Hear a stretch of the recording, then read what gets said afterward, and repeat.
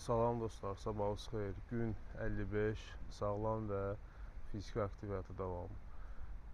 Suyun normal içilməsinin əsas yaxşı müsbət cəhətlərindən biri də odur ki, sulu bədəndə, sulu əzələlərdə elastikliyi daha çox olur. Misal üçün, bunu nümunə kimi gətirə bilərəm ki, mağazinə getdikdə biz həmişə sulu, fresh ət seçirik, daha parlaq, daha fresh, belə deyək, yaxşı, sağlam görünən.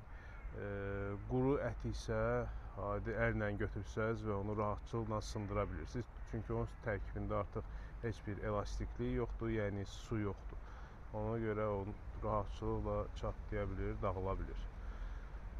Bir də ki, onu demək istəyirəm, suyu, adi bildiyimiz suyu heç nə əvəz edə bilməz. Yəni, heç bir çay, yaşıl çay əvəz etmir, heç bir kofe əvəz etmir. Yalnız su içməliyik. İndi əlavə ayrıca kofe içmək istəyirsə içə bilərik. Gündə bir, misal üçün, mən gündə bir, maksimum 2 dəfə kofe içirəm. Amma bunun suya heç bir aidiyyatı yoxdur. Yəni, içilən maye suya heç bir aidiyyatı yoxdur. Sırf su içilməlidir əzələ sağlamlığı üçün, əzələ ağrılarının daha azalması üçün. Belə, sağlam olaq dostlar, aktiv olaq.